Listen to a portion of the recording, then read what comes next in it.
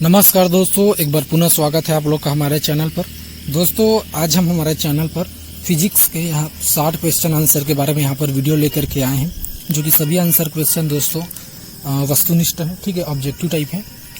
तो दोस्तों हम हमारे चैनल पर ऑल टोटल सभी विषय के बारे में यहाँ पर जनरल नॉलेज का वीडियो बनाते हैं, जैसा कि पॉलिटी की हो गई, जियोग्राफी के हो गई, स्पोर्ट्स के, कंप्यूटर के, साइंस के, हिस्ट्री के, करेंट अफेयर्स और बहुत कुछ, ठीक है। अगर आप कोई भी कंपटीशन एग्जाम की तैयारी करते हैं तो हमारा चैनल आपके लिए काफ़ी महत्वपूर्ण होने वाला है। हमारे चैनल के माध्यम से आप अपनी तैयारी पूर्ण कर सकते हैं। तो चलिए दोस्तों आज की वीडियो को शुरू करते हैं और जानते हैं हम 60 आंसर क्वेश्चन के बारे में। दोस्तों आज का हमारा पहला क्वेश्चन देख सकते हैं, ठीक है, 1 से स्टार्ट होकर के 60 तक जाएगा, जिससे कि हमारा 60 क्वेश्चन का टारगेट पूर्ण हो जाएगा। तो पहला क्वेश्चन है, वास्तविक वस्तु का आभासी प्रतिबिंब बनता है। वास्तविक वस्तु का आभासी प्रतिबिंब किसमें बनता है? तो समतल दर्पण में बनता है, ठीक है, समतल दर्पण में। अगला है, वास्तविक वस्तु का हमेशा सीधा प्रतिबिंब बनने वाला दर्पण होता है। वास्तविक वस्तु का हमेशा सीधा प्रतिबिंब बनने वाला दर्पण क्या होता है? तो समतल उत्तर दर्पण होता है, ठीक है, समतल उत्तर दर्पण। अगला है, वास्तविक प्रतिबिंब की प्रकृति कैसी होती है? वास्तविक प्रतिबिंब की प्रकृति कैसी होती है? तो उल्टा होता है, ठीक है, उल्टा। अगला है, वस्तु से छोटा प्रतिबिंब बनता है। वस्तु से छोटा प्रतिबिंब क्या बनता है? तो उत्तल दर्पण और अवतल दर्पण से बनता है। अगला है, प्रकाश के परावर्तन के नियम के अनुसार, ठीक है, प्रकाश के परावर्तन के नियम के अनुसार क्या है? तो आपतन कोण परावर्तन कोण के बराबर है, ठीक है, आपतन कोण परावर्तन कोण के बराबर है। अगला है, समतल दर्पण द्वारा बना प्रतिबिंब सदा होता है। समतल दर्पण द्वारा बना प्रतिबिंब सदा क्या होता है? तो सीधा और आभासी होता है, ठीक है। अगला है, आँख में प्रवेश करने वाले प्रकाश की मात्रा को नियंत्रित कौन करता है? तो ठीक है, परितारिका, ठीक है, परितारिका करता है।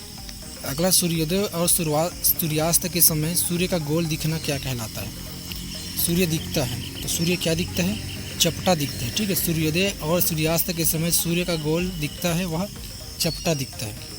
अगला है, यदि दर्पण में बना प्रतिबिंब हमेशा सीधा आकार में वस्तु के बराबर है तो दर्पण क्या होगा? ठीक है, समतल दर्पण होगा वह, ठीक है, समतल दर्पण। अगला है, समतल दर्पण के द्वारा बना प्रतिबिंब क्या होता है? समतल दर्पण के द्वारा बना प्रतिबिंब क्या होता है? तो काल्पनिक होता है, ठीक है, काल्पनिक। अगला है, निम्न में से कौन सा पदार्थ लेंस के लिए प्रयुक्त नहीं किया जा सकता है? निम्न में से कौन सा पदार्थ लेंस के लिए प्रयुक्त नहीं किया जा सकता है? तो मिट्टी, ठीक है, मिट्टी को प्रयुक्त नहीं किया जा सकता है। अगला है, उत्तल लेंस की क्षमता होती है। उत्तल लेंस की क्षमता क्या होती है? तो घनात्मक होती है, ठीक है, घनात्मक। अगला, लेंस की क्षमता का एसआई मात्रक होता है। लेंस की क्षमता का एसआई मात्रक क्या होता है? तो डायोप्टर, ठीक है, डायोप्टर होता है। अगला है, पानी से भरी बाल्टी की गहराई कम दिखती है, इसका क्या कारण है? पानी से भरी बाल्टी की गहराई कम दिखती है, इसका क्या कारण है? तो अपवर्तन, ठीक है, अपवर्तन इसका कारण है। अगला है, पानी में डाली हुई छड़ी टेढ़ी दिखती है, इसका कारण क्या है? पानी में डाली हुई छड़ी टेढ़ी दिखती है, इसका क्या कारण है? तो अपवर्तन, ठीक है, इसका कारण भी अपवर्तन है। अगला है, दर्पण की चौड़ाई को दर्पण कहा जाता है। दर्पण की चौड़ाई को दर्पण कहा जाता है, तो द्वारक के द्वारा कहा जाता है, ठीक है, द्वारक के द्वारा। अगला है, सोलर कुकर में प्रयोग किए जाते हैं। सोलर कुकर में क्या प्रयोग किए जाते हैं? तो अवतल दर्पण, ठीक है, सोलर कुकर में अवतल दर्पण प्रयोग किए जाते हैं। अगला है, रोगियों के नाक, कान, गले आदि की जांच के लिए डॉक्टर प्रयोग करते हैं। तो डॉक्टर क्या प्रयोग करते हैं? तो अवतल दर्पण का प्रयोग करते हैं, ठीक है, अवतल दर्पण। अगला हीरा का अपवर्तनांक है। हीरा का अपवर्तनांक क्या है? तो 2.42, ठीक है, राइट आंसर हो जाएगा डी। अगला है, मोटर गाड़ी के चालक के सामने लगा रहता है। मोटर गाड़ी के चालक के सामने कौन सा दर्पण लगा रहता है? तो उत्तल दर्पण, ठीक है, उत्तल दर्पण लगा रहता है। अगला है, टार्च से किस प्रकार के प्रकाश पुंज की प्राप्ति होती है? टार्च से किस प्रकार की प्रकाश पुंज की प्राप्ति होती है? तो सस्रित प्रकाश पुंज की प्राप्ति होती है। अगला, सामान्य नेत्र की रेटिना पर बनने वाला प्रतिबिंब होता है। सामान्य नेत्र की रेटिना पर बनने वाला प्रतिबिंब क्या होता है? तो वास्तविक और उल्टा होता है। अगला है नेत्र लेंस में समायोजन की क्रिया होती है। नेत्र लेंस में समायोजन की क्रिया क्या होती है? तो सिलियारी पेशियों के द्वारा होता है। अगला है किसी नेत्र का निकट बिंदु है। किसी नेत्र का निकट बिंदु क्या है? तो 25 सेंटीमीटर, ठीक है, 25 सेंटीमीटर है। अगला है आँख की पुतली किस प्रकार कार्य करती है? आँख की पुतली किस प्रकार कार्य करती है? तो परिवर्ती द्वारा की भांति कार्य करती है। अगला है सामान्य मानव नेत्र का दूरबिंदु होता है।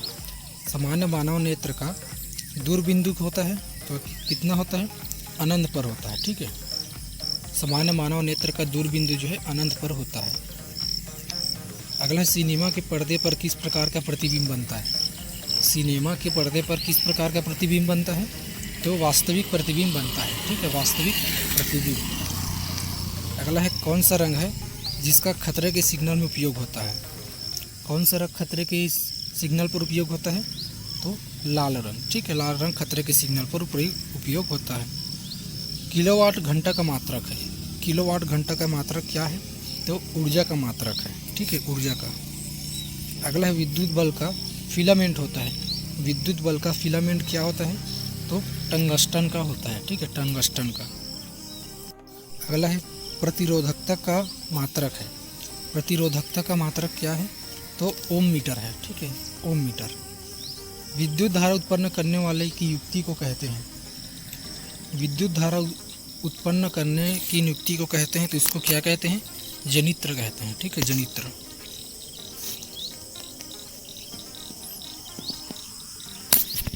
अगला है निकट दृष्टि दोष वाला व्यक्ति के चश्मे में लगा होता है।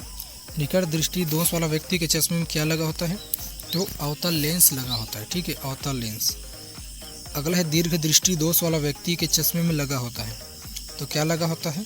उत्तल लेंस, ठीक है। तेज प्रकाश में पुतली का आकार कैसे हो जाता है? तेज प्रकाश में पुतली का आकार कैसे हो जाता है? तो छोटा हो जाता है। तेज प्रकाश में पुतली का आकार कैसे हो जाता है? छोटा हो जाता है। अगला है दूरदृष्टि दोष वाली आंखें साफ साफ देख सकती हैं। दूरदृष्टि आंख वाली साफ साफ देख सकती है तो बड़ी वस्तुओं को, दूर की वस्तुओं को जो है देख सकती है यह।